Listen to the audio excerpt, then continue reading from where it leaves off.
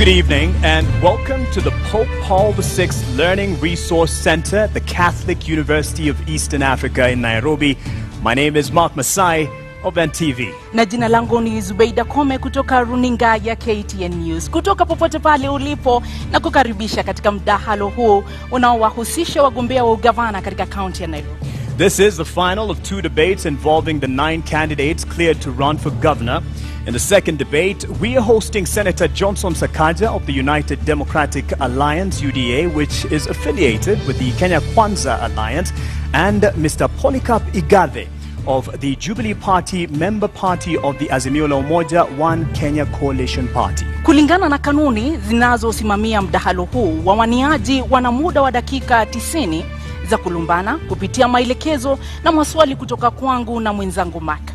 Maswali tumeabuni wenyewe na hayajajadiliwa na wahusika kwenye mjadala huu. And our questions are clustered into 6 segments, each running for 15 minutes.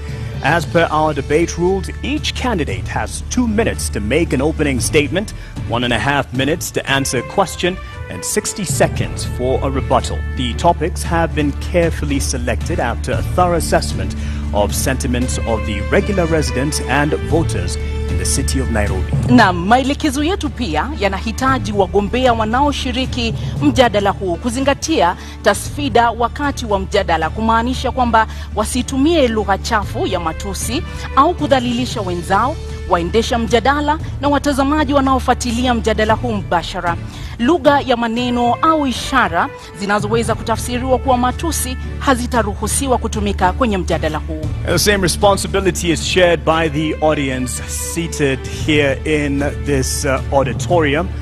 Debate rules do not permit any cheers or jeers, except now when we turn our attention to the debate platform to welcome the candidates Polycarp Igathe and Johnson Sakaja.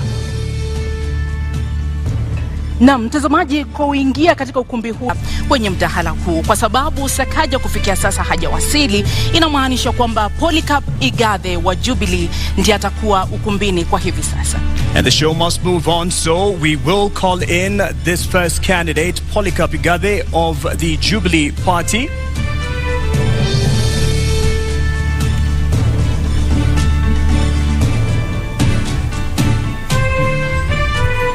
Polycarp Igathe, uwanjani wako. Tumkaribisha anapoingia.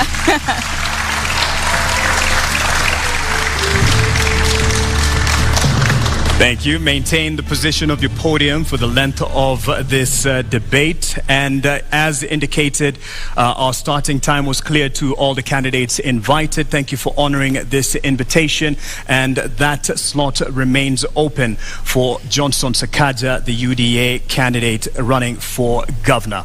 I'll start with you, sir. And in leadership and integrity, definitely we look at the importance of that within your leadership once you or when you make the governorship. But start us off by telling us what separates you apart from your competitor. Thank you very much for that question, and thanks for having me. I'm a product of Kenya's public education system. I'm a product of Kenya's public health system. I was born in Pumwani Hospital. I was educated through Kenya's public education system. I went to a public university, the University of Nairobi. And that sets me apart because in all those 3 levels, I came out through my upbringing by my dad and mom. My mom, who was a primary school teacher, Mrs. Kamau, and my dad, Mr. Kamau, who was an accountant. My teacher, Francis Bogongare, who I'm very proud is watching me from his home in Meru today. My English teacher, Mrs. Kathucha. These people, my teachers, my parents, my early bosses, and my latest boss, Dr. James Mwangi, taught me 3 things which sets me apart. That approach every task, approach every calling with high intention, with sincere effort, and with intelligent execution. High intention is prayer. Sincere effort is hard work. Intelligent execution is discipline. That is what we call a PhD. That sets me apart. And Nairobi, I bring a PhD attitude to the job. Give it to me. Thank you. Naam, umetaja pale kuhusu masuala ya elimu. Familia yako ina ueledi wa masuala ya elimu. Wewe mwenyewe umesema kwamba ni msomi wa katika chuo kikuu cha Nairobi. Je, unadhani ni muhimu kwa mgombea kuwa na degree ili kuweza kuongoza kaunti ya Nairobi? Ni muhimu kwa mgombea kiti chochote ambacho kiko katika katiba ya taifa letu kuwa amehitimu na amefikisha kiwango ambacho kinakubaliwa na katiba. Kwa hivyo huo umuhimu sio mimi kusema, ni katiba imesema. Ni lazima uhitimu uwe mwalimu, lazima uhitimu uwe daktari, lazima uhitimu uwe mechanic.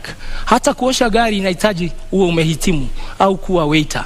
Kwa hivyo hata hii kazi ya gavana inahitaji kuhitimu, na hilo ni jambo ambalo latakikana na katiba ya taifa letu la Kenya. Lakini unadhani kwamba kuwa na degree ni ishara tosha kwamba utakuwa kiongozi bora? Kwa sababu kusoma ni kitu kimoja, uongozi ni kitu kingine. Je, kuwa na degree ndio ishara kwamba utakuwa kiongozi ambaye anastahili? La hasha, ni mwanzo. Kwa sababu lazima uwe umefikisha kiwango cha usomi. Lakini jambo muhimu kuwa kiongozi ni kuwa unaelewa masuala ambayo unakuja kuyashughulikia. Na pia la pili, pia wewe uwe ni mtu ambao wapenda watu. Hii kazi ya siasa, kazi ya kutumikia watu, ni kazi ambayo unaifanya kutoka kwa roho yako. Na lazima wewe ni mtu ambaye namba moja mcha Mungu, mtu ambaye anapenda kuhudumia watu. Na mimi maisha yangu yote nimefanya kazi ya huduma kwa wananchi. Nimeuza soda kwa kiosk, nimeuza bairo kwa bookshop, nimeuza pombe kwa bar, na hivi karibuni nilikuwa nauza pesa kwa mama mboga, kwa watu wa matatu, kwa watu ambao tu wa kawaida katika kazi ya mauzo, hasa katika sekta ya kibinafsi. It has been the accusation leveled against your side by your competitor. Would have been great to have him here to respond to the question of a degree for governors, that the fight at least and the clamor to fight him to qualify to be on the ballot is for the benefit of Igathe, to lock him out of the race. Just to clear the air on this, what is your response? I really want to meet my worthy competitor on the ballot. The fight he's had is a fight I truly regret, because it's stopping Kenyans from actually stopping him from coming to office. When all constitutional institutions fail in their duty, then there is a duty by the citizen. And there is no bigger duty than the duty of voting on 9th of August 2022. I wish him well, and I hope that he can come tonight. I also hope that he will be on the ballot on the 9th of August so that we can beat him at 8:57 a.m. Na umetaja pale kwamba una ueledi na umejitolea na una ule moyo wa kutaka kuwatumikia wakazi wa Nairobi. Lakini kweli uko tayari kuingia katika kazi ambayo itakubidi uwe pale kwa miaka 5? Kwa sababu historia inaonyesha kwamba ulipochaguliwa kuwa naibu gavana uliondoka baada ya miezi 6. Hii kazi itakuhitaji kuwa pale miaka 5. Kweli uko tayari? Niko tayari, niko gangari, na nimejitayarisha vilivyo kutumikia wananchi wa Kenya katika jiji Nairobi kwa miaka 5. Mimi wakati nilipokuwa kwa kiti ya deputy governor nilisema kwamba sikupata na sikuweza kupatiwa kazi nifanye kama deputy governor. Na kuna jambo moja ambalo lazima tukubali. Ukiangalia wanasiasa katika taifa la Kenya, wako zaidi wanaochaguliwa kupitia kwa debe. Wangapi wanafanya kazi yao na ukweli wanapewa mshahara kwa sababu wamefanya kazi? Hilo ni swali tunafaa kujiuliza. Mimi siwezi kubali mshahara bila kufanya kazi. Unasema kwamba hukupewa kazi, ni kwamba haukuwa na ushirikiano na Gavana Sonko? Ni kwamba ulijipata katika nafasi hiyo kimakosa, au ni vipi wewe kama naibu gavana unasubiri tu kupewa kazi? Gavana Sonko ni rafiki yangu, ni mwalimu wangu wa kisiasa, hasa siasa za Nairobi, na muheshimu na namuenzi mpaka wa leo. Ni rafiki yangu, hata dakika 5 zilizopita tumeongea. Lakini kazi ni tofauti na urafiki. Siwezi kuja ofisini na kila siku kazi yangu ni kusoma gazeti na kuacha koti kwa kiti alafu naenda na lala. Kazi, lazima uwe iko kazi ambayo na mpangilio wa kazi umepewa. Na usipopata hiyo kazi basi unaheshimu katiba. Na katiba ya Kenya inasema article 1 kwamba nguvu zote za katiba ni za mwananchi. Na kazi yangu nilipopiga reverse gear ilikuwa ni kusema na heshimu katiba ya Kenya, na heshimu mpiga kura. Na hivi leo nafanywa interview kama mfanyikazi wa watu wa Nairobi, na nawaeleza nitawafanyia kazi. Na baada ya miaka 2-3 mambo ambayo niliona yaweza kutendeka yalitendeka, na tugange yajayo yaliyopita. In retrospect, you did not quit on the residents of Nairobi who entrusted you and in fact threw their weight behind your boss because you were there as a deputy. You didn't quit on them. Do you owe them an apology? I failed to earn the trust to deliver my mandate as deputy governor. I never blamed anybody. I blamed myself, and I fell on my sword. Today we see a lot of people who, rather than quit their position, continue to sit there and enjoy the trappings of power and enjoy a salary from government. They enjoy public money. I did not quit on you. If I quit on you, I would not have come to represent myself again through my party Jubilee, through Azimio la Umoja, and contest the nominations and then win and then be here as a candidate. I respect Kenya. In our national anthem, we always say Kenya istahili heshima. And that is a prayer, and that's our national anthem. We put our hands on our hearts and we say Kenya istahili heshima. Na heshima ni kwamba if you feel you're earning money you should not earn, especially public money, then you take a bow and you come back for a fresh mandate. Ladies and gentlemen, I've come for a fresh mandate. I seek to be governor of Nairobi. Please try me. Unadhani ulihitaji ujuzi wa kisiasa ili kuweza kustahimili mawimbi ambayo yalikukabili wakati huo? Ungekuwa na ujuzi labda mambo yangekuwa tofauti. Siasa ni jambo la muhimu sana kuachiwa wanasiasa tu. Sisi ambao tumefanya biashara katika sekta ya kibinafsi tunaelewa, na mimi kama kazi niliyokuwa nikifanya kwa benki nimeona wafanyabiashara wengi ambao biashara zao wamefunga sababu ya maslahi yao kukataa kuangaliwa na watu ambao utengeneza sera, utengeneza sheria katika bunge. Na kwa hivyo nakuja hapa na uzoefu wa private sector, na nasema tuingie sasa, let us change kidogo, let's change the tune, tuingie, tupindue, tulete mapinduzi, tulete ari mpya, kasi mpya, mwamko mpya, tuendelee. Tujaribu mtu ambaye ana uzoefu ambao unaweza kusaidia kisiasa. Na siasa ni nini? Siasa ni ile mambo ya kuleta watu pamoja ili mtimize maslahi ya watu na jamii. Mtengeneze uchumi, tutengeneze mazingira, tutengeneze jamii na tuendelee pamoja. Hiyo ndio siasa. Hata katika sekta ya kibinafsi kazi ndio hiyo ya kufanya kazi na wenzetu. So nimekuja hapa, nimejitolea, nimeamua kwamba Nairobi hatuwezi tena tukaendelea jiji kubwa kama hili kuongozwa na uongozi ambao hauna uzoefu wa kufanya kazi. Mimi na kazi ya kuendesha jiji ni kazi ambayo inahitaji ufanye kazi na wafanyikazi ambao nimechunga. Nimeendesha makampuni ambayo iko na wafanyikazi maelfu, budget za mabilioni, na ndipo nasema nafikiri nina uzoefu. Hii kazi ya budget bilioni 40, wafanyikazi 15,000, nataka hao wafanyikazi wapate kiongozi bora, kwa sababu wakipata kiongozi bora tutapatia wananchi wa Nairobi huduma na taifa letu litakuwa nzuri, na nitakuwa nimefanya kazi yangu kama mwananchi wa taifa la Kenya. You do have the decorated profile in terms of the boardroom and the qualifications therein. Politics is part of the game, and especially for a county like Nairobi and the position it has nationally. Are you confident about your political ability to make sure that you control and you keep things under control within the capital? Thank you very much for the compliment. I can tell you, even private sector, there's a lot of politics.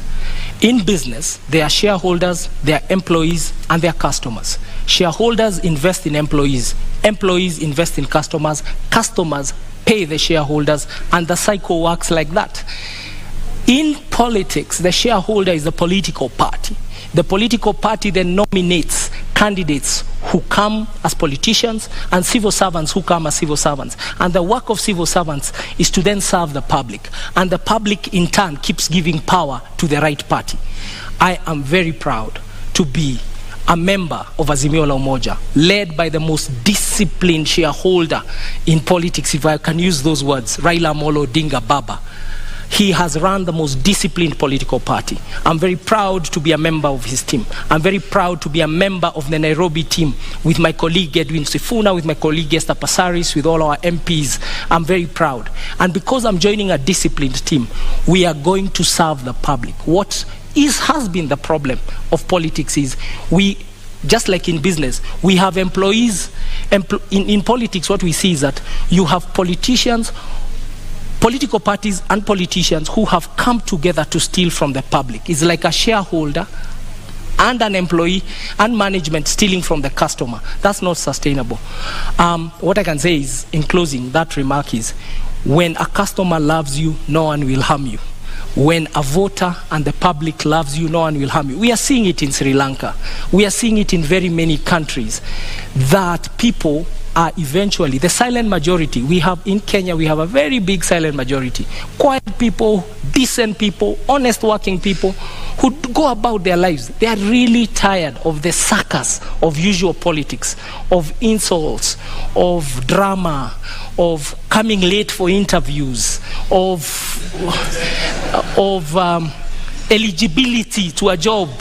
It just says this is what the eligibility. People are really tired.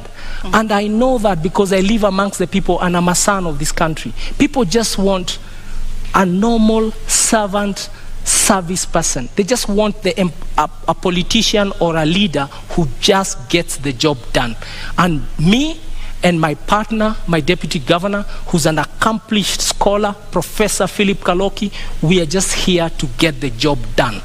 And we have come with a full blessing of our party, and we have fused a lot of ways: the Wiper way, the ODM way, the Jubilee way, the NAK Kenya way, the KANU way, the UPIA way, the DAP way. We have fused that, and that is the genius of this thing called Azimio la Umoja. Kenya will never be the same again, because you Kenyans have decided to vote for Azimio la Umoja on 9th of August 2020. Umetaja pale kiongozi wa Azimio Raila Odinga na ukamtunukia sifa kedekede. Je, uamuzi wako wa kuingia katika kinyang'anyiro hiki ulikuwa ni uamuzi wako wa hiari, wa binafsi, au ulikuwa uamuzi wa Raila Odinga na mrengo wa Azimio la Umoja? Uamuzi wangu kuingia siasa niliufanya tarehe March mwaka 2017. Ndipo niliamua kuingia kisiasa kabisa. Na mimi nimekuwa member wa Jubilee Party kutoka wakati huo. Watu wengi wanasema nimeingia siasa hivi sasa. Nilichaguliwa na kura 869,000. Nafikiri na 2017, wacha nimalize. Kwa sekunde chache naomba. Nilichaguliwa na kura 869,000 wakati uliopita. Na sasa nimerudi tena kusimama. Ni uamuzi wangu binafsi wa kuja kwa siasa, na nilipigania kiti, nikang'ang'ania kiti, nikashinda tikiti ya chama tawala Jubilee. So Igathe is his own man. Igathe is his own man, and he won his nomination. He canvassed for his nomination politically within the party. Right. And within the party, we also had two other candidates. The people who were running against me also did not have degrees, and I bet them. All right, on that point, I think you'll be happy with this intervention, because your competitor for the governor's seat has arrived, and would like to now call in Senator Johnson Sakaja. Hey, karibu mdosi. Sasa bro, how are you? Good, how are you doing? Good, karibu sana. Good to see you. Pole. Traffic mbaya tutasort. Thank you very much. Senator Sakaja, why are you late? Well, my opponent is used to head starts, and so I wanted to give him an opportunity, and we're here. Lakini mbona umekuja kuchelewa? Nilikuwa nataka kumpa nafasi aanze, amezoea kupatiwa nafasi ya kwanza. Na hakuna haja kuzingatia hiyo zaidi. I think we all know the head starts we're talking about, that is from government, TC, but good to see you, Polycarp. Good to see you, Sakaja. Welcome, I look forward to a good debate. Thank you. All right. What separates you from your top competitor for the governor position? Well, Polycarp Igathe is a great man. He's a friend of mine. We've been in Jubilee together. We've campaigned together. I think what separates us is the heart to work for the people. He's had a career in corporate sector. I've had a career in public service and in leadership. The problems this county has, the challenges in our city, the issues we need to deal with, need solid political leadership, and that is what I know. Naam, swala la maadili katika uongozi lina umuhimu gani katika siasa zako, katika kampeni yako, katika mchakato huu mzima wa kuwania kiti cha ugavana katika kaunti ya Nairobi? Swala za maadili ni muhimu sana, kwa sababu kiongozi sio tu yale ambayo unasema ama yale ambayo unazo kama fikra, ni yale ambayo unafanya. Integrity is extremely important, na mimi nazingatia masuala yote ya maadili.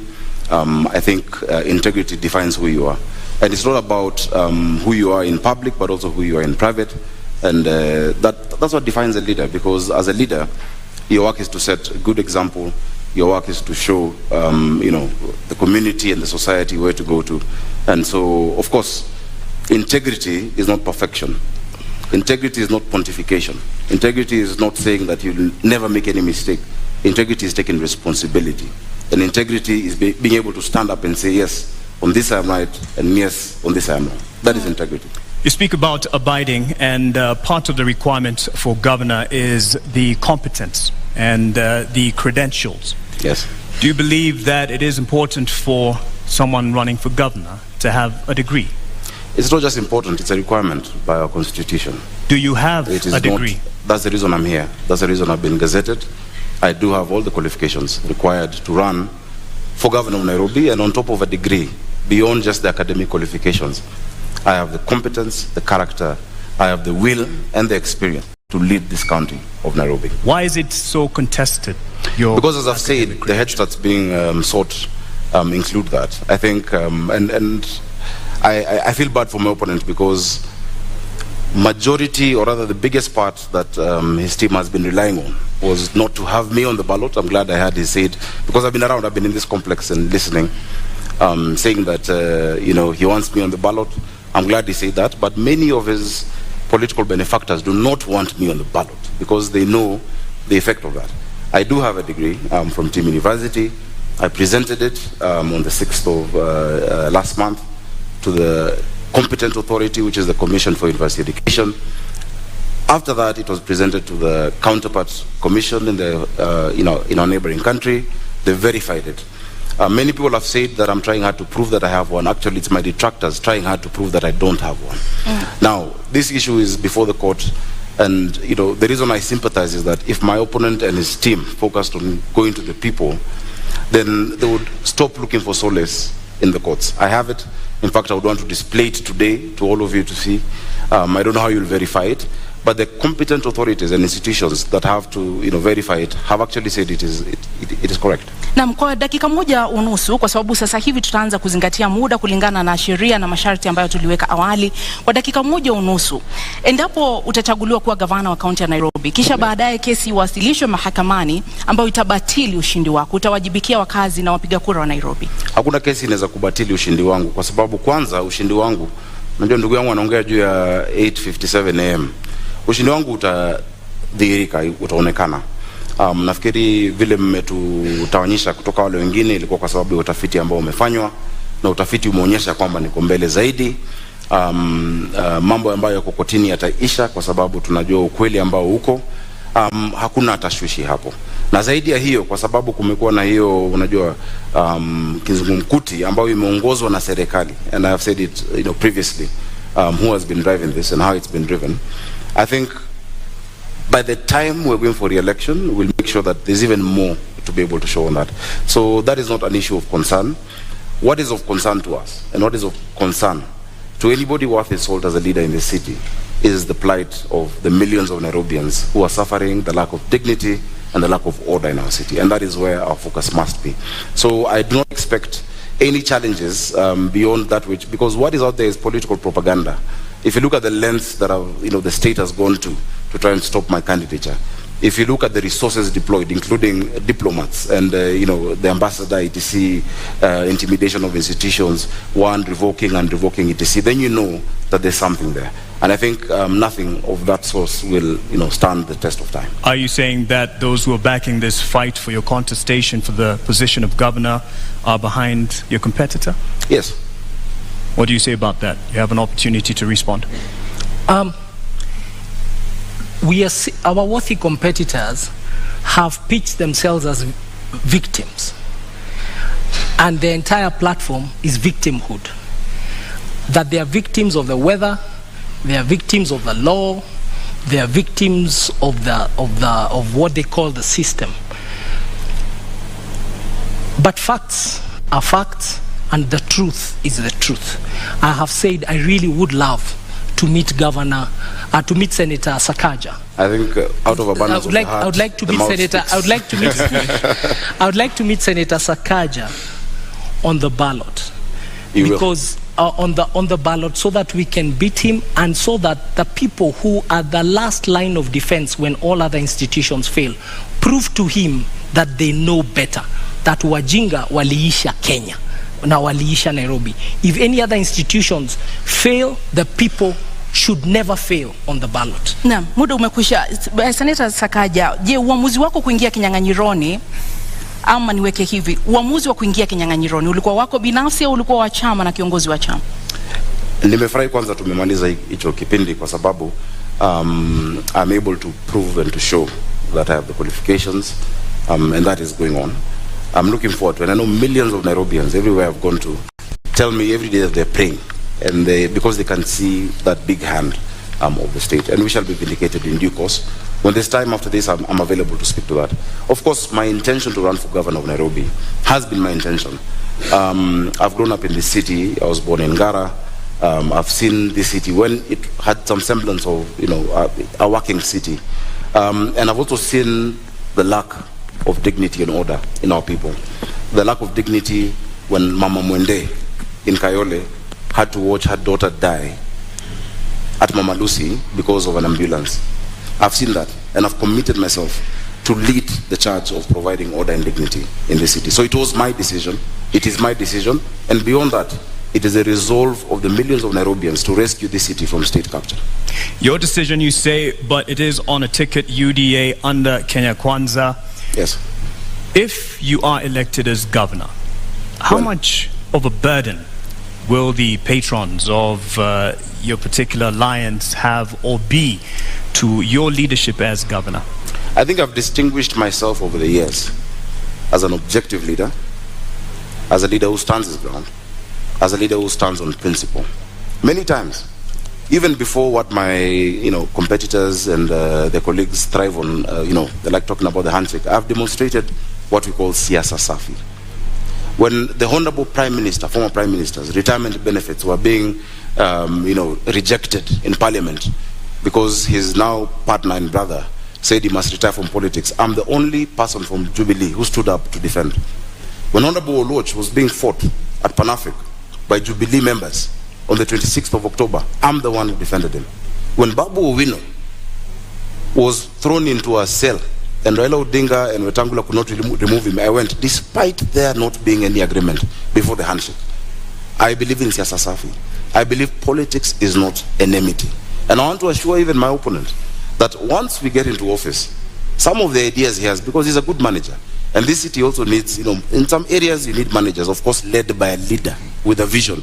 We'll incorporate the ideas. Everybody sitting on that side knows that I have no negative relationship with them, and that is the siasa safi Nairobians want. And that is why all your polls show that Nairobians across the political divide have resolved to support me for the office of governor. Bwana Polycarp, je, ni kwamba Azimio mnaendesha siasa chafu katika kaunti ya Nairobi? Kwanza wacha tuangalie siasa safi ni nini.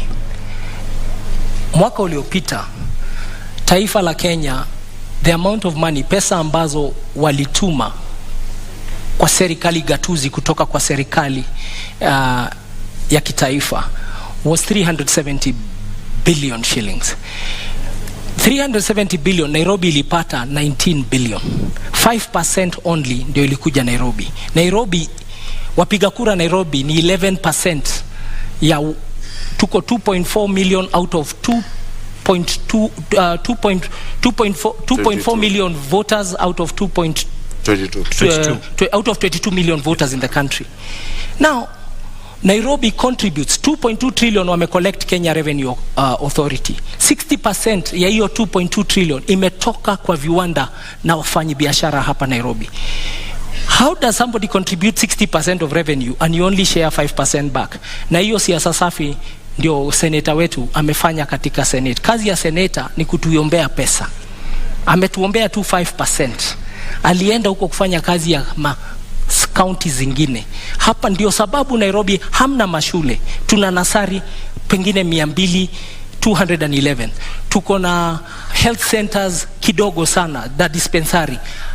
Na ndipo njaa na umaskini umekithiri hapa kwa sababu watu hawajui Nairobi is unaffected and a very poor country. Muda wako umekwisha. A very poor county. Muda wako umekwisha. That is not siasa safi. Bwana Sakaja ameuliza umetetea vipi county ya Nairobi ulipokuwa seneta katika kipindi hiki cha takriban miaka 5. Je, kweli umewajibika kama seneta wa county ya Nairobi? Zaidi. Na zaidi ya wote wengine ambao walichaguliwa kama maseneta. Ukiangalia utafiti ambao umefanywa kwa miaka 3 ambayo imepita, for the last 3 years running, I've been rated the best performing senator in the Republic of Kenya. I brought more bills, more motions, more questions about the county administration of Nairobi than any other senator, and you can check. I can see you have laptops. You can check that. On top of that, the work of the senator is to bring resources to the county. When I became senator for Nairobi, Nairobi was receiving 15 billion. I'm living with it 3.3 billion higher at 19 billion. That is actually understanding your assignment and prosecuting it the way you need to. So I brought that money. In fact, naturally, it will take more than 10-15 years in terms of cycles of devolution to get to an increase of 3.3 billion. Something Igathe says isn't quite enough, even though you've gotten it to 19 billion. Something he says isn't enough, given the contribution of the capital to the rest of the nation. Now, if you understand the framework of devolution under our constitution, fiscal decentralization has what we call the horizontal, division of revenue. In that horizontal division of revenue, you have a county allocation of revenue bill, where you divide the amount that is given amongst the counties. So of course there is a ceiling of what has been given to all counties. What I have fought for is the fair share for Nairobi City County, which remains to be the highest, and over and above what any other county gets. Igathe, you have a response on that? I don't know how much is enough. What Senator ensured persisted in this country is a philosophy that is unsustainable. That you take from people according to their needs and give to others according to their ability and give to others according to their need. Nairobi is a very needy county, and the criticism I'm proffering here and submitting to him is that as senator, what did you do to help Nairobi overcome the hunger, the deprivation, the desperation in the informal settlements? Did you bring that matter to Senate? Did you make people understand that case? Instead, what we saw, he was a leader of a group called Team Kenya that even removed incentives for county to generate their own revenue. We used to get 1% extra if you generate your own source revenue. Like Nairobi is only generating 9. This is going to do about 9 billion of its own revenue. So the county the CRA, Commission for Revenue Allocation, was giving us brownie points as a county if you collect your own revenue and you don't rely on the national government. And these are some of the things he did not protect as our senator. So how does somebody fail or does not succeed in their task and then you give him the job of governor? Na ulifeli katika kutetea na kulinda rasilimali za kaunti ya Nairobi, na ukiwa seneta kwa takriban miaka 5 ambao umekuwa katika uongozi, umeweka mikakati gani kudhibiti na kuimarisha ukusanyaji wa mapato katika kaunti ya Nairobi ambayo yameonekana kudidimia? 19 billion from 15 billion is success. It's an improvement. In fact, if I succumbed to the sloganeering that my worthy competitor is talking about, which in fact his argument is the best case to show that education does not necessarily equate to intelligence. Because if I bring a box and tell you this is 1 man 1 shilling and it's 1,000 bob to you, and inside it's 500 shillings, would you accept it? What they were offering Nairobi, Polycarp, was 134 million shillings more. I refused with my team Kenya. I said Nairobi has the depth of poverty, that urban poverty bites harder than rural poverty, that you have nothing in this city, you'll have nothing to eat, you'll have nowhere to stay. And I refused that 135 million shillings and got 3.35 billion shillings for the people of Nairobi. If I was just to fall for the empty slogan, Nairobi would still be at 15.8 billion shillings today. So I'm very proud, and I'm proud of all my members, because not only did I secure that for Nairobi, I showed this country that there is no Kenya A and Kenya B. There's no second-class county in a first-class country. And I stand my ground that we must be patriotic. Even as we're in Nairobi, we have people from all across the country. On top of that, I can list to you the bills. I brought the startup bill. I brought the prompt payment bill. I brought the National Disaster Management Authority bill in the Senate. I have fought for Uber drivers, Taxify and all digital hailing apps. I have spoken about the demolitions and even stopped demolitions that are going further. I have done a lot. In fact, if you give me maybe an hour or so to just list the things I have done in the Senate, and I hope the next Senate of Nairobi will be able to fill in those big shoes, for that response, because it is work that we've done. Let's push on with that aspect then on. You talk about not having enough funds allocated to Nairobi given its place in the nation. However, there is the issue of not being able to actually get the potential revenue that it can get owing to the cartels in the city, which have been a thorn in the flesh of the administration, but it can be argued also fostered by the leadership. What will you do to get rid or deal with the cartels? Igathe, you have a minute and a half. Thank you very much for that question. Nairobi collects, for sure, way above 200 million shillings every day. But what ends up in Nairobi coffers is around and about roughly 40 million a day. So over 160 million shillings is lost every day. That's the fact. We've had a senator whose work is also oversight. And Senator Sakaja, you had a chance to be seen in this country oversighting the county of Nairobi. When push came to shove and the impeachment question came to the floor of Senate, it's up to Kenyans to see how you voted. Not only did you did not even take a decision, you abstained. You walked away from the conversation. We have not seen you. Nairobi County employees, in fact, we have to apologize to them. They do unbelievable. Their salaries are delayed. Their remittances are delayed. The Auditor General's report about Nairobi City County is that Nairobi City County's has a debt of over 80 billion now. That is what it has been given an adverse opinion. But have we ever had once our senator speak about it? And that's why I'm saying the oversight role he did not do very well. And he actually did not succeed in that oversight role. But the cartels we will deal with, because we have the numbers and we know who they are, and you have seen them even in the campaign season trying to fight and hide behind certain things. Sakaja, una muda wa dakika moja unusu kujibu. I'm actually quite tickled that Polycarp Igathe can talk about push coming to shove and me not making a decision. Before even push came to shove, in like 4 or 5 months, Polycarp Igathe quit on the people of Nairobi. In fact, that should have come in the question of integrity. Because when you talk about public trust, chapter 6, at the expense of private convenience, that is the question that we must answer. It did come up before you, right? The question on impeachment. Governor Sonko will not be facing an impeachment if you're stuck in office.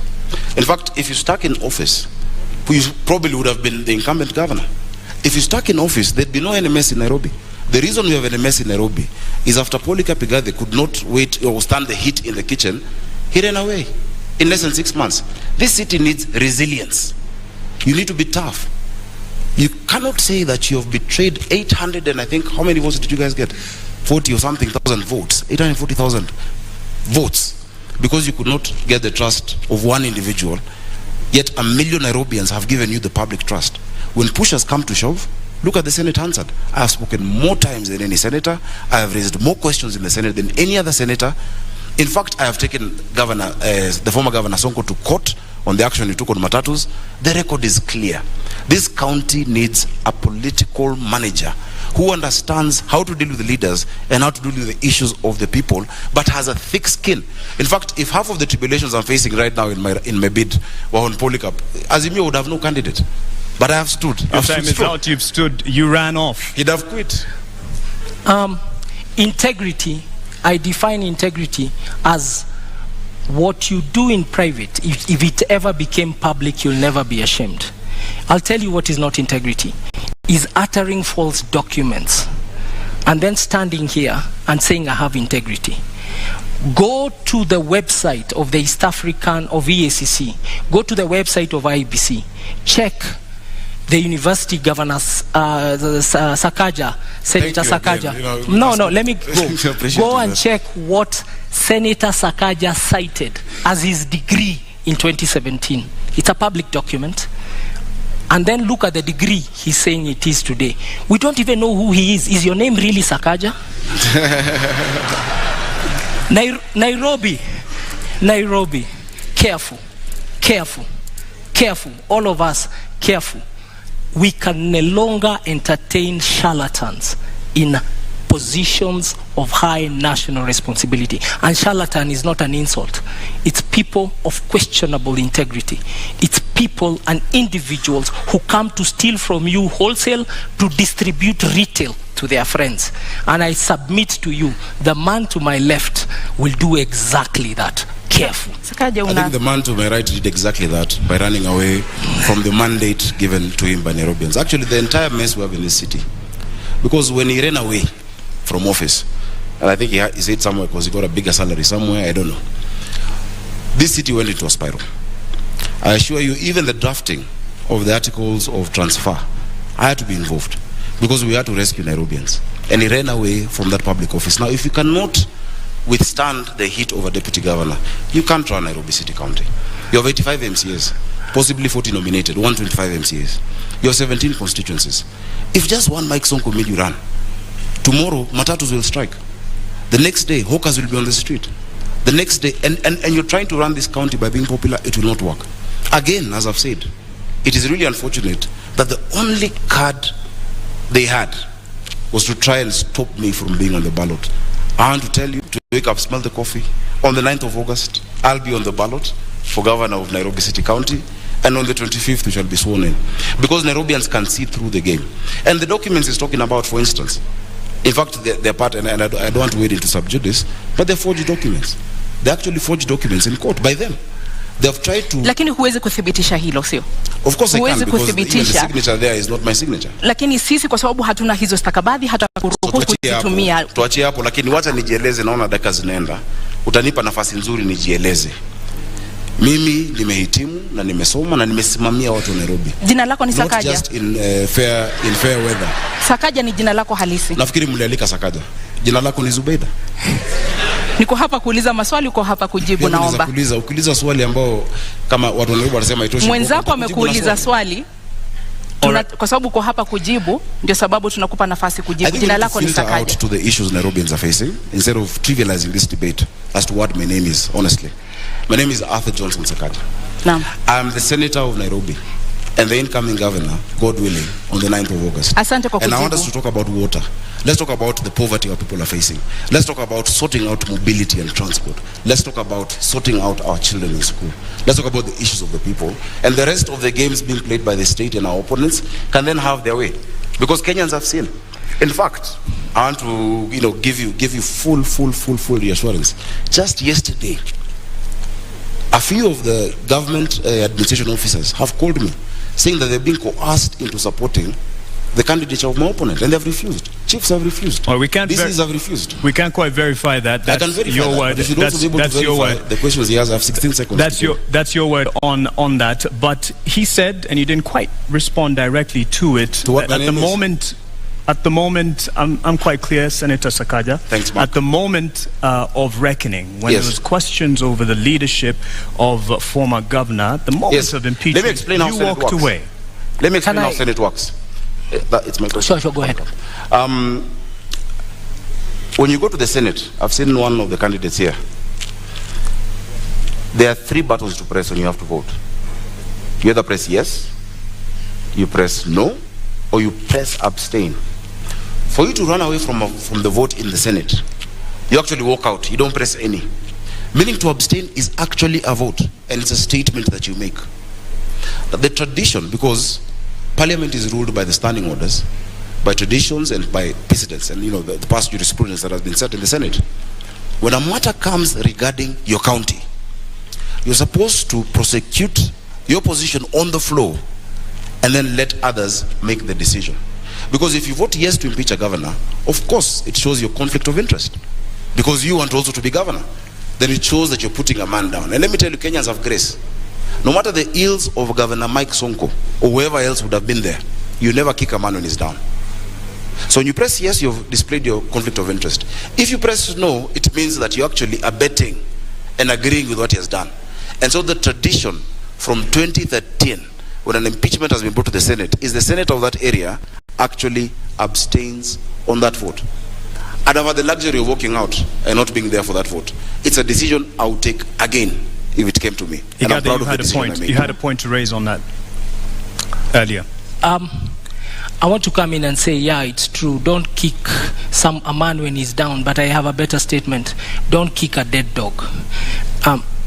I don't understand why you'd call the former governor a dog. No, it's not the former governor. It's you I'm talking about. Lakini naomba Igathe, I don't want to kick you. That's why I'm asking. Igathe, and you had me. Naomba, you had me earlier. Naomba unisikize dakika moja, sekunde moja.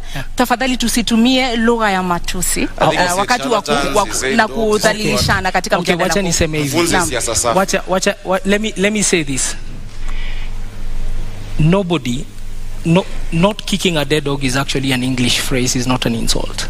It's to say, don't go for somebody when he's down. And I already said, I want to meet him on the ballot. I want to meet my competitor. I want to meet my competitor. I truly want to meet my competitor on the ballot. But I want to remind him that uttering a false document is one of the laws in this country that does not. It is one of the things in this country that you're not fined for. You are taken straight if you are found guilty. And that is for the investigative capacity. We didn't come to do that here. All I'm telling Kenyans... That is an allegation. Can I finish? What the Constitution wants is a competent governor, a capable governor, a governor with a character. Ask yourselves, who amongst two of us can you trust? It also wants a governor who will stay in office for 5 years. All right. You said earlier you know who the cartels are. Enumerate them, put them on notice on how you're going to deal with this. Earlier when you were talking about the cartels. The cartels of Nairobi have persisted for 4 decades. Who are they? You said you know. It is a clique of people who have choked the city, and especially the biggest symptom of cartel behavior is in the situation with garbage collection in the city of Nairobi, the situation with pending bills, the situation with suppliers in the city of the county of Nairobi. We need to look at suppliers in the city, in the county city of Nairobi, and ask ourselves, who are they? Do they meet the threshold of our public procurement laws, procedures, and regulation? And I want to ask Kenyans to read Auditor General Nancy Gathungu's reports to really see what I'm talking about. Errors and omissions, the statement of assets and liabilities of Nairobi City County, the statement of cash flow, the statement of appropriation, recurrent budget, and development budget. When you read that statement, she's actually saying these numbers don't reflect the fair data of proper financial practices, proper HR practices. And that is where you see the name of the cartels. And only a president who is running on an anti-corruption platform like Raila Amolo Odinga can tackle this issue. And people who have been stood up to scrutiny. I have always been an employee. I've always been audited. I have never taken a shilling that does not belong to me apart from my salary. Naam, kabla tuvuke kwake, ulikuwa naibu gavana katika kaunti ya Nairobi kwa takriban miezi 6. Katika muda huo ulijukumika vipi katika kuwakabili hawa cartels? Hawa walaghai, hawa watu ambao wana kwanza walaghai tulionana nao kwa sababu for the time when I was a governor, Nairobi City County moved its revenues from the 12 million we used to find to 100 million levels, 120 million a day. You're never governor. When I was deputy governor, I was in the governor's office. Thank you. For that period when I was a deputy governor, that is what was going on. And we started to pay salaries on the 25th of every month.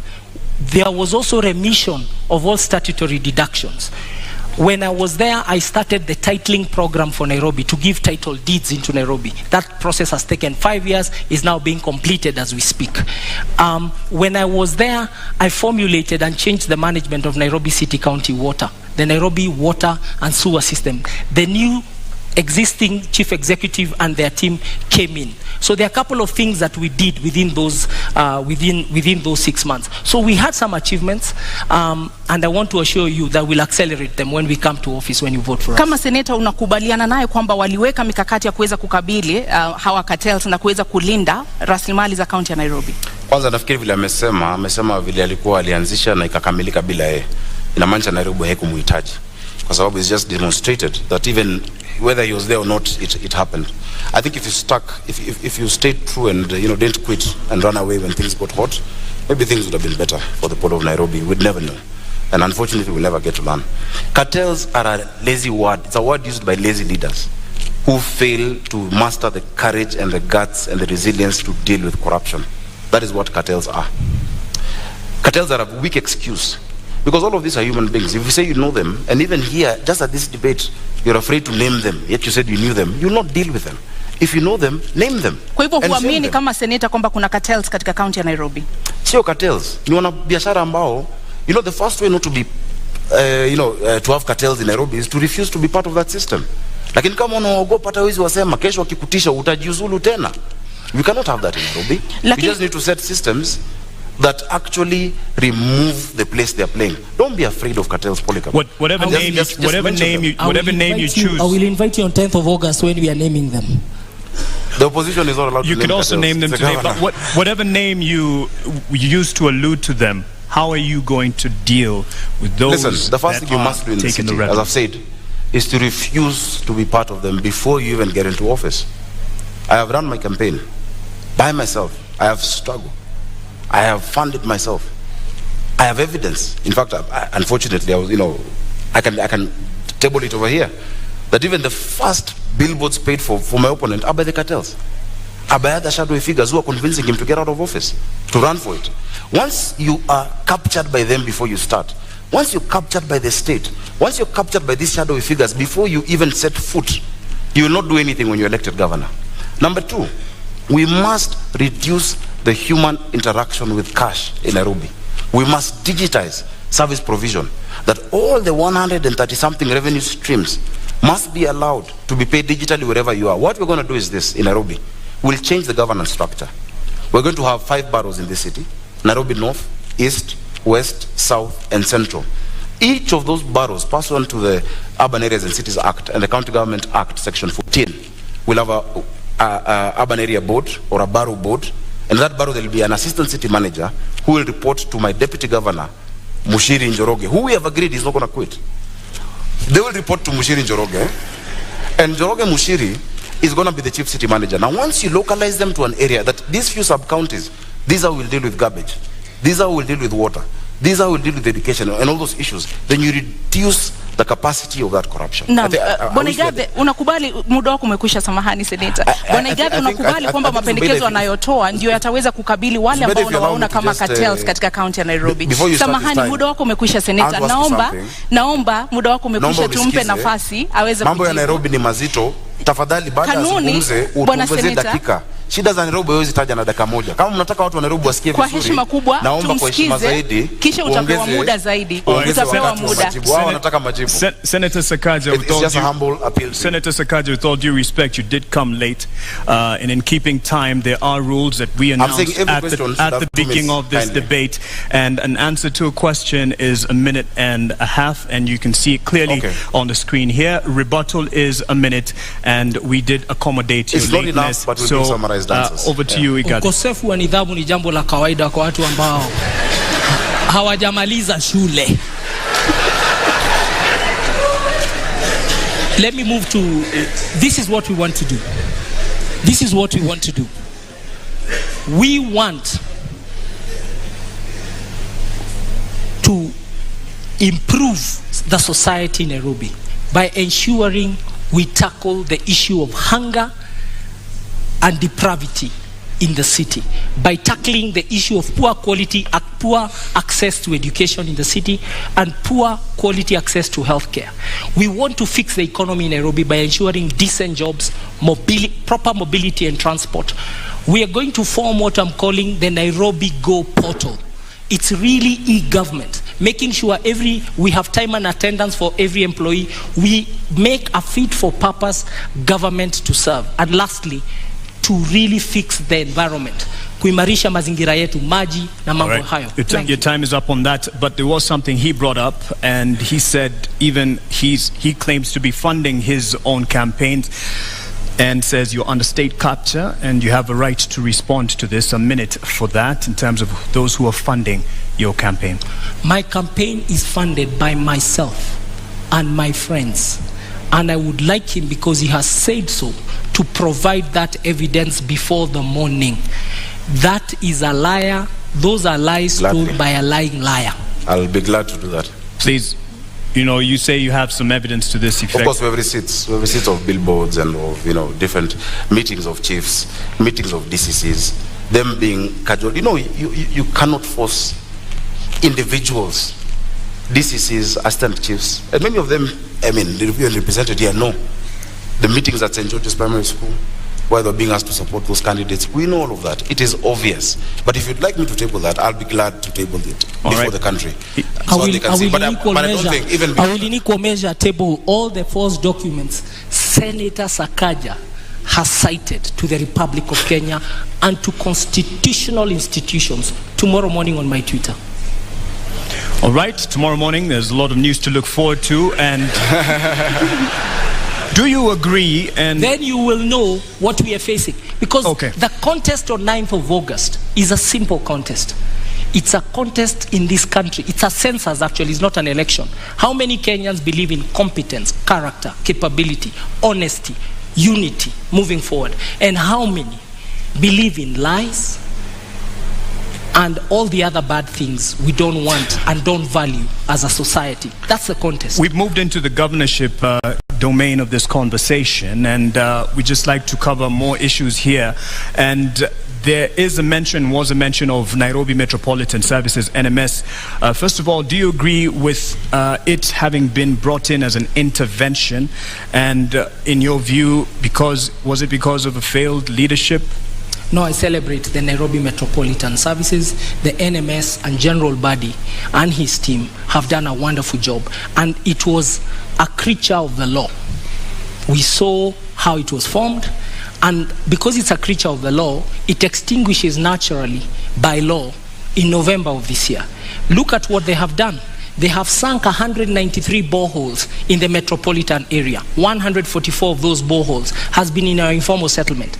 That has truly helped us fight COVID-19. The Metropolitan Authority has further worked on pedestrianizing the central business district, which is something we must do in this city. Make sure that non-motorized transport, we democratize transport, that the most important transporter is not the private car, but the pedestrian, the cyclist. They have done it, and we are now walking better. They've really tried to improve the environment, and they are it is part of the military to do civilian duty, and they came and answered the call of duty, and we truly celebrate what they have been able to achieve. And we are reverting back to a civil authority. As we speak, I believe General Badi is in transition, waiting for the election and then for the next people to take over office. He should not be vilified. And he really worked, and he's been able to deliver. It's been a band-aid to the city of Nairobi. Labda kwa sekunde 30, iwapo utapewa nafasi ama ungepewa nafasi, ungetaka NMS iendelee kuhudumu katika kaunti ya Nairobi? NMS siwezi pata hiyo nafasi kwa sababu sheria inasema NMS muda wao utakuisha Novemba mwaka huu. But it was extended, and there's an opportunity to extend it. I will give better service as governor of Nairobi than NMS. Bwana Sakaja, on the issue of governorship and how Nairobi Metropolitan Services, came in to rescue the day. Do you agree with this? And under governorship of Sakaja, would this continue? It is very interesting to hear a man praising his ex-wife's husband. The reason NMS came about is because he got the quit. It's as simple as that. If the deputy governor of Nairobi, Polycarp Igathe, did not quit, there'd be no need to have NMS. Those boreholes you're naming, you should have done them. Those interventions you're talking about, you had a chance to do them. Devolution cannot be trivialized in this country. Devolution is the greatest gift we've given to our people. That every Kenyan, wherever they are, has a right to self-determine. I wrote about this in 2010 with the International Commission of Jurists. Fiscal decentralization and devolution in this country. That lady in Mutwini deserves a county government and a governor she can hold to account and who can listen to and who she can vote for. So you can't come praise the consequence of you absconding duty, of you, leaving office. Because if Polycarp did not run away from Nairobians, Governor Mike Sonko would have acted differently. Governor Mike Sonko acted as he did because he knew no one would impeach him, because no one wanted a by-election in Nairobi.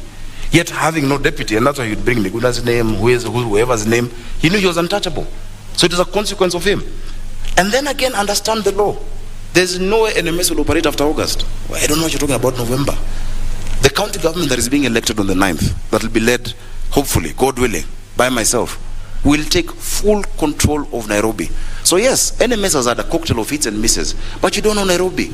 Those women who cried when their children were being smashed in Kariobangi and in Mukuru do not agree with you about NMS. Just a few people who've seen pavements and Kabro who like it and who cheer, and we know whose interests you're protecting here. Now, Polycarp, una muda I think we should not dwell. The history is the history. No.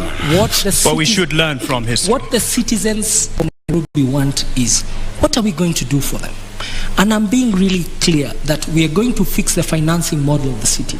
We're going to have a city that is well funded, and with those funds, with my deputy, Professor Kaloki, a distinguished public servant and politician, we want in Kiswahili kusema tutastawisha jamii, tutaboresha uchumi na tutaimarisha mazingira hapa Nairobi. Mambo matatu makubwa ambayo tutayatenda. Na tunataka kuwaeleza watu wote Nairobi kwamba manifesto yetu iko kwa magazeti yote siku ya Wednesday, kesho, Wednesday, this week, muisome the abridged version muone the pledges we are making to you, because in 3 seconds we are not able to extrapolate those pledges, but I want to assure you Nairobi will be something of your dreams. It will be a city of your vision. It will be truly a global hub in Africa for everybody. Senator Sakaja, I believe you do agree that Nairobi is in deep debt and there's wasteful use of funds. What are the factors behind this? How will you fix it? Again, I must say, Nairobi is in a dire situation that needs proper planning and proper political management. A lot of these issues are relational. If you look at the 76 billion debt, including even the 4.4 that is owed now, to KCB, and many of these other instruments we've gotten into, a lot of them can be sorted out based on how we relate with the national government. That Nairobi is not a branch of the national government or an appendage, or as my brother says, the military interventions are going on. Then Nairobi can negotiate, because there are a lot of areas which we can do debt swaps. But the county of Nairobi owes the national government, and the national government owes Nairobi City County. We must balance our books, and we're going to do that. And we have a team that is, properly suited, to be able to do that. I am very, very confident about my deputy, Njoroge Mushiri, who has a stellar career as well in banking. Actually, a proper corporate career, not 2 year stints here and there. A proper career, 20 years in ABSA. So give us the particulars, though, on the issue of the debt that we are in. How will we get out once you are... And that's what I'm saying. We must do a couple of things. One, you must refinance your debt. You must move what is domestic into concessional. That you cannot be borrowing from commercial banks. Have them as concessional. Chapter 12 of the Constitution of Kenya, talking about public finance, says how the national government guarantees county governments of debt. In fact, on top of that, we must get creative. For us to sort out the real issues of this city, we need around 200 billion shillings upfront through an infrastructure bond. I've gone across this world and spoken to Kenyans in the diaspora, whose remittances are our biggest foreign income earner, who are ready to put in money in certain interventions. When we talk about transit, we need a mass transit system in this county. How are we going to do it? Recently, I was in Imperial College in London, and I met a man a nice gentleman, who sorted out transit in London. He sorted out transit in Beijing, mobility. What's his name? Professor Washington Ochieng. The other day I was in Riyadh. I met a group of guys who did the Dubai Metro and are doing the Riyadh Metro. George Opondo. There are Kenyans out there who are willing, so we must get creative. There's a PPP department that has been set up in the National Treasury. There's external borrowing, but we must refinance this city. Look at Joburg. Joburg is almost, it's more or less a listed city where people can actually invest in it. If you do not do that, you become a cashier. That you're receiving money, you only pay salaries. You will not develop Nairobi unless you get creative in how we actually, structure our financing model for the city. So we're going to restructure the debt, move to concessional loans, re-amortize some of those payments to longer term, and have an infrastructure bond for Nairobi City. Many Kenyans out there are going to put in money on our transit, on our water, and our basic infrastructure. Bwana Polycarp, utakabili vipi matumizi ya mabaya ya rasilimali katika kaunti ya Nairobi, ufujaji wa fedha na madeni ambayo sasa hivi yanaangamiza kaunti ya Nairobi? Jambo la kwanza, Nairobi City County gets its highest revenue from land rates, parking bays, land rates, parking fees, outdoor advertising, building permits. Those will be some of the top, within the top 5 revenue things. And what we are going to do is to make sure that we digitalize the collection of all that revenue so that the leakage, we seal the leakage. Technology is one of the best things to overcome loss of revenue. And we are going to use technology in the public revenue management system. Then secondly, we will deploy that money. Our own source revenue, I can promise, we and Professor Kaloki have done a study, and we've even checked the reports of the Commission for Revenue Allocation. With 6 revenue lines, we can generate 80 billion own source revenue in Nairobi. And with that money, we will build 1,000. We will join the government in building more schools, in making sure there's medicine in our dispensaries, in making sure that there's incinerators to burn garbage, that we start a leasing program for vehicles and equipment for the staff, and also to make sure we pay our staff the right salaries so that they are really motivated. We are very concerned about the welfare of Nairobi City County workers and all the workers of all affiliate bodies of Nairobi City County. Only motivated workers can deliver essential services, and that's what Nairobians want. And that brings me to the next issue, and that is the competence of the Nairobi City County staff, and you will both have an opportunity to respond to this. How will you address the competence or lack thereof, overemployment, cases of ghost workers, and the issue of productivity to make those staff workers, the workers of Nairobi City County, that they will deliver the services for the Nairobians? I'll start with you. Every employee of Nairobi City County, from the 10th of August, we shall have a performance agreement with them. We will bring back to life performance contracting. And that performance agreement means, what do they do every day? The few things they do every day to deliver the output Nairobians expect. And that output will be captured in a scorecard. So each one of us will have a scorecard and a performance agreement. The performance agreement is the input, the scorecard is the measure. And who will measure is the neighborhood associations. We're going to run Nairobi with the neighborhood associations as per the Neighborhoods Act. There is an act that demands the city is run in a see-through way, let me not call it transparent, that, and I want to use the analogy of an egg. The executive of Nairobi City County will be the yolk. Surrounding it will be the county assembly as the egg white. The egg shell will be the residents of Nairobi. Kwa sababu, we will not pay an invoice for a road or a broken sewer before the neighborhood association, say of Kayole, sends us a photo. So there's crowdsourcing. We are going to use technology and the cloud and a data center that can really be able to serve the city of Nairobi. And we shall decentralize services from City Hall. City Hall will be the headquarters of the corporate services. There is no use for a waiter, like I found a waiter, a restaurant somebody working somewhere in Umoja telling me they have to come all the way to CBD ati anakuja kutafuta food handler certificate. No. That food handler certificate, they should be able to get it in Umoja. Sakaja, I think you were tickled there again. Was a point that mentioned the cloud issue, but how will you address the staffing for Nairobi County? Unajua mavijana wa Nairobi wakisikia vile amesema hiyo story ya mayai, anasema anatubebaki mayai. Many of those ideas, really, you know, this is not equity, eh? This is not corporate. You must take the bull by the horns and give practical solutions to our city. And let me give you an example. You're talking about, you know, one of the highest revenue streams, you know, being rates. Have you talked to us about the reclassification of those rates? Why is it that people in Igathe are paying the same rate as people in Runda, which is just, you know, a doorstep away, yet they have Mabati structures and these ones have 5-star houses? You know, let's be practical, because that is what Nairobians want to be able to hear. Now, the sectional properties bill that was passed in Parliament recently prevents an opportunity. I've heard him saying he's done a study with Professor Kaloki. I know Professor Kaloki is a professor, and maybe that's why we've not been seeing you guys campaigning, because you're doing studies. But look at what KPMG has spoken about Nairobi. Look at what PwC have said, and the CRA. It is not just 6 revenue streams that are going to increase how much we collect. Just the sectional properties realignment and the revaluation that starts in January 2023 is going to take us up another 50 to 53 billion shillings. Every other revenue stream then must be geared towards making Nairobians more productive.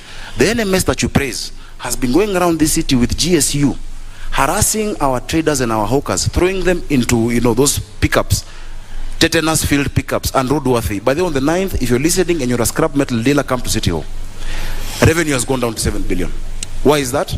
Because you're not explaining to the people of Nairobi the services you're offering with the money you collect from them.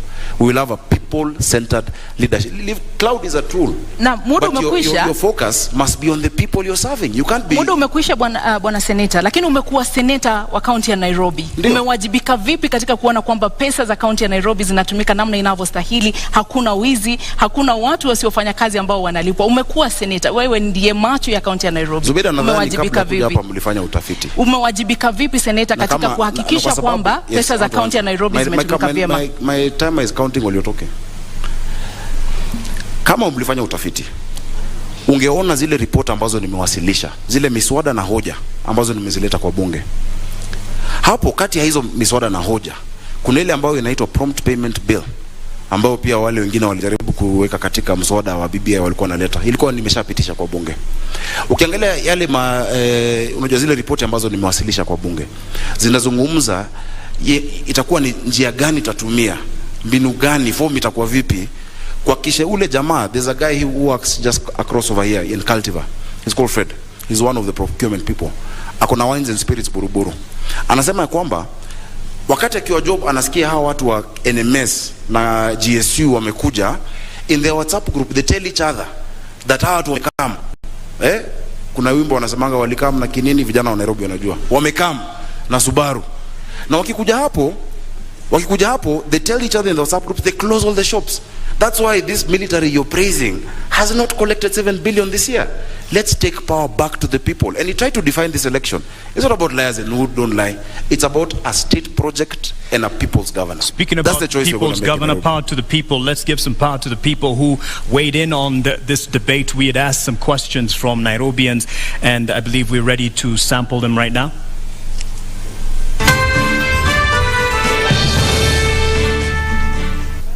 My name is Masi Masila Achola, an executive program leader with the Maxwell Leadership Team and also serving in the Kenya Daima Steering Committee.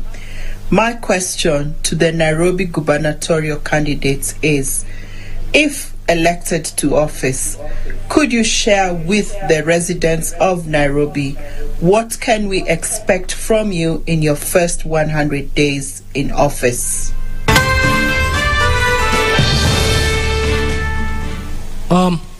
In the first 100 days, I pledge with my deputy to have a very fit for purpose organization to deliver essential services that Nairobians have been deprived of in the past, and especially Nairobians in the informal settlements and in low-income areas.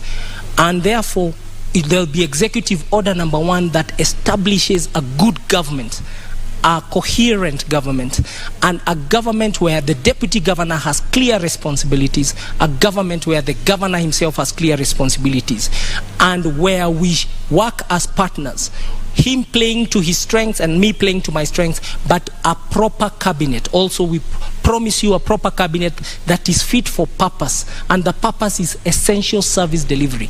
The people watching us at home, actually, they just want services. They want water in their taps. They want garbage collected. They want storm drains covered. They want pedestrian walks repaired. They want markets made. They don't want to continue selling on the roadsides. They want their bills on time, and they want to be treated with honor, and they want to be treated like citizens of Kenya, and they want to be enabled to do their businesses. So the first 100 days is about reconstructing the organization called Nairobi City County, because it does not exist, and we have a lot of demotivated employees. Make sure that we convince them, they start to see their salaries are paid, they are well taken care of, career development is sorted. Thank you. Thank you. I want to thank the lady from Maxwell for that question. Maxwell Leadership Institute on Valley Road is an extremely important, pillar in mentoring many of our young people. I've actually taught many programs of leadership there, and I've been a participant in that. I think when she asked 100 days, maybe what she wanted to hear from me, Polycarp, was just to say I will not quit fast, as the beginning. Thanks for answering for me. Go ahead. Please keep reminding people, because people are afraid to watch a commentary. Okay. But secondly, I want to say this. In the first 100 days, I've said that you will not sort out Nairobi using quick fixes.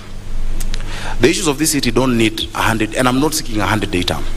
It's not quick fixes or bandage solutions that will sort it out. We have a 10-year vision and a 5-year vision with my. But in the first 100 days, what we're going to do, number 1, is to implement the Urban Areas and Cities Act together with Section 14 of the County Government Act to create the 5 boroughs that I'm talking about in Nairobi. That if the person in charge of garbage in Kayole does not need to think about Westlands, the person in charge of a road in Langata should have nothing to do with Roysambu or Marurui, because that lack of accountability, when you ask them, okay, mbona hapa kuna takataka, pole boss, kulikuwa na sijui crisis in Mukuru. So we'll set up the governance structure that will deliver to Nairobians. That is the first task, and that includes the county assembly. The second thing that we're going to do is to implement the standing orders that we've actually been working on, even as I've been in the Senate. Proper standing orders for the inspectorate. We cannot have people criminalizing business, chasing our hawkers, throwing sticks at them. They must have proper, like any discipline force, standing orders. And finally, we'll implement the 1 business permit. You can't have businesses with 10 licenses. Today there is fire, tomorrow there is war. It will be 1 license. Right. And I will pay every other entity that needs to be paid from that 1 license that you pay in Nairobi. Bwana Polycarp, mmekuwa mkizungumza kuhusu tatizo la maji taka katika kaunti ya Nairobi. Awali ulitaja kuhusu cartels. Je, unaamini kwamba ubinafsishaji wa huduma hizi katika kaunti ya Nairobi utasaidia katika kusuluhisha baadhi ya matatizo ambayo yamekuwepo kuhusu usimamizi wa huduma hizi? Huduma za maji zimekuwa ni tatizo kubwa. Juzi nimetembea kule Ruai na muliona picha. Sikujua kuna mahali Nairobi watu ubeba maji bado na punda. Pia, so you learn every day. Now, if you go to Ruai, the problem is a problem of way leaves, which the senator perhaps was even ignored in Senate. There is a way leave issue between Kiambu and Nairobi, because today we are consuming 500,000 cubic meters of water every day in Nairobi.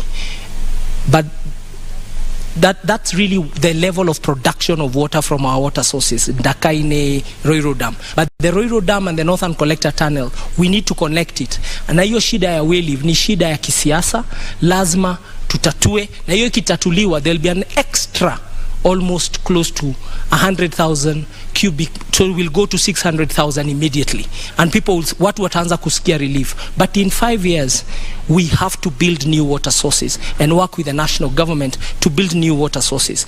But you've got the government that builds new water sources has to be a government that does not believe dams are for eating and stealing, because dams have to be done in places like the Nyandarua ecosystem, Maragua Dam in Murang'a, and that's why Nairobi has to be secured by being assisted by the neighboring countries to the metropole that is Nairobi City County.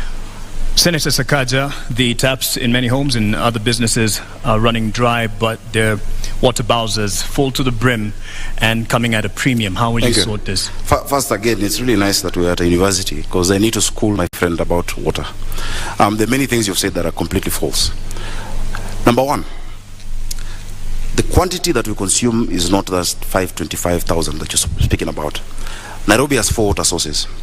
The first water source is Kikuyu Springs, just after Kikuyu campus. That was set up in 1907. After that, we developed Ruiru Dam in 1936. It provides 4%. Kikuyu Springs provides only 1%, which is 4,000 cubic meters of water. The third one is Sasumwa in Njambini. Sasumwa produces 11% of our water requirement in Nairobi, comes through Kabete treatment plant, then comes down this way. And the fourth one, the biggest, of course, is Ndakaine, which gives us 84% of our water. Now, Ndakaine was last developed in 1997. There were 3 phases. After 1997, there's been no additional source. So every single day, the people of Nairobi require 850 million liters of water, but get 525.6 million liters per day. You need to bridge that gap. In fact, you'll be shocked, Polycarp. 70% of the people you're talking about, the ones you didn't know carry water in Mutungi, 70% of them, of Nairobians, have never had a shower from the top. They bathe bottom up, like with the bucket. Bottom up is how many of us shower in this city. We want to give our people dignity. There's no dignity when women are scrambling outside these, boreholes that have been created in the water sources every day for water. The issue of distribution then is the next thing that must be. I asked about this time thing because I've just spoken about the quantity. So when we finish Northern Collector, December 2023, under our administration, I don't like saying our administration, we'll move into Northern Collector 2. One will sort out 85% of the water need, and then 65%, and then Northern Collector 2 will give us 85%. Now the second most important issue, if you're overflowing on your time, let's give him an opportunity. Let's give him an opportunity. Just keep time. The challenge of water.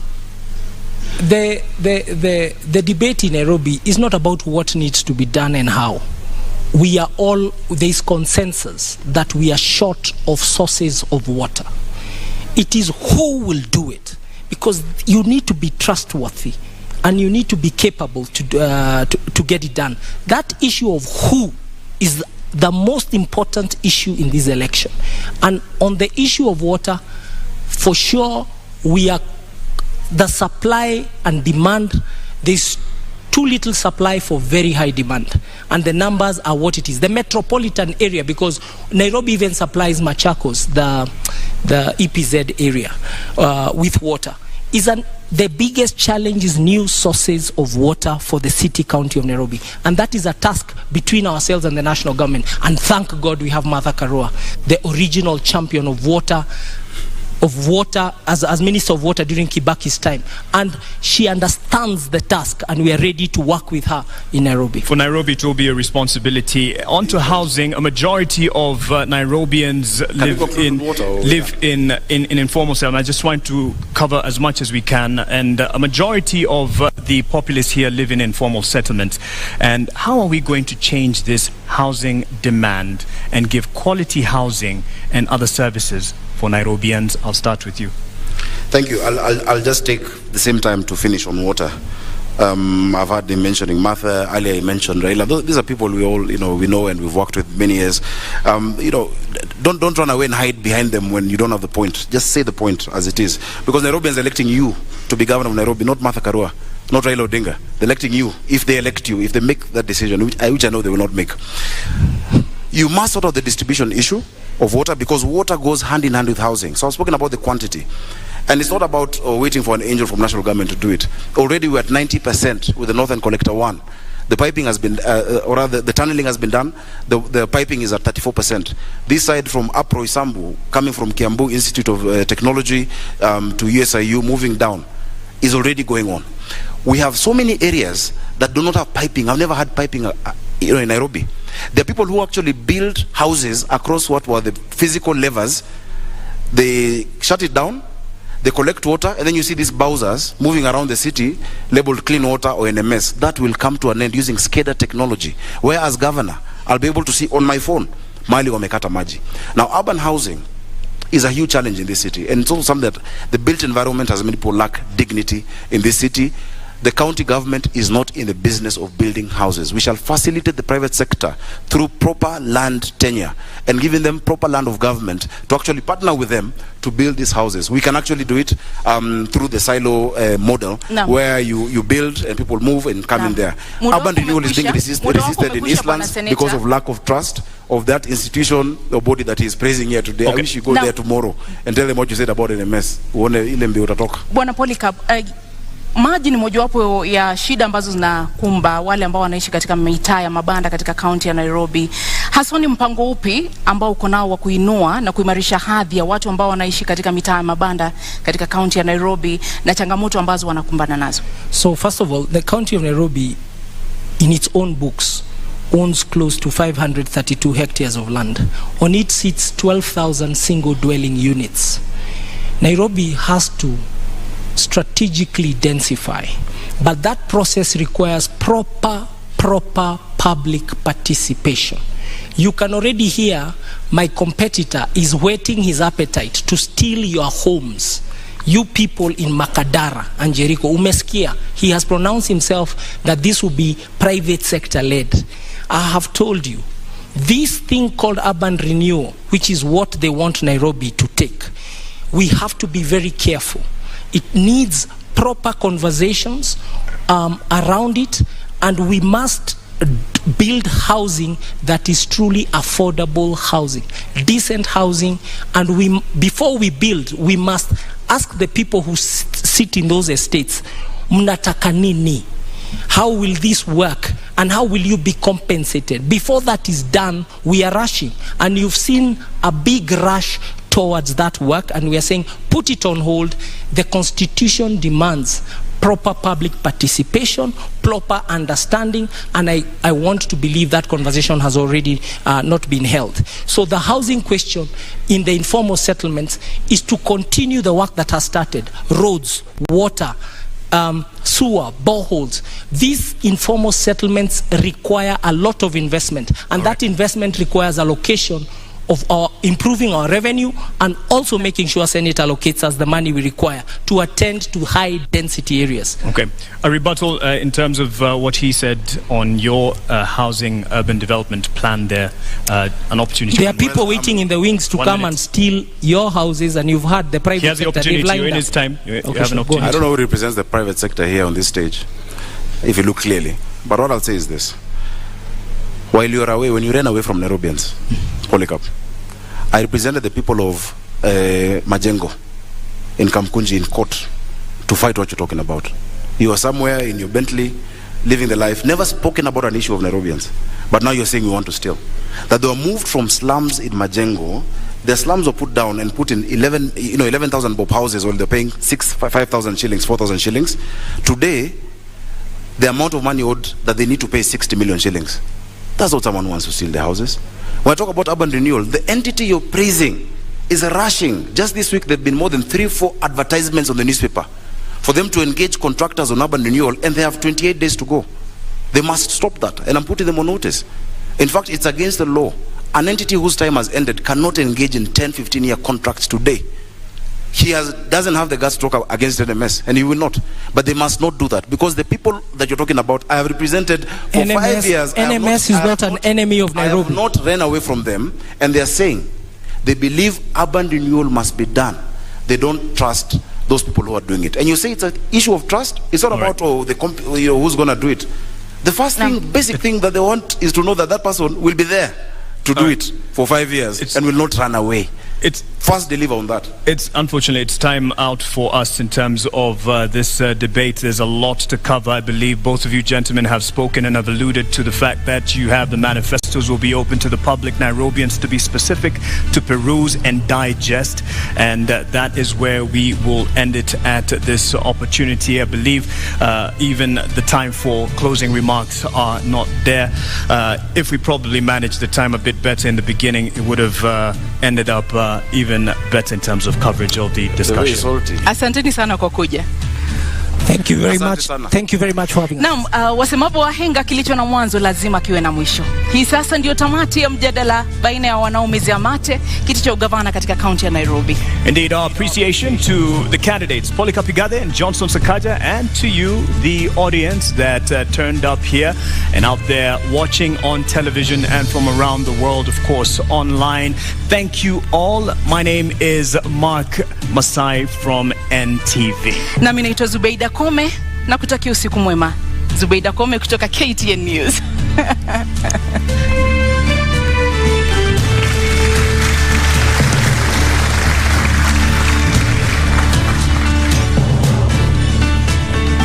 And the teams are invited to join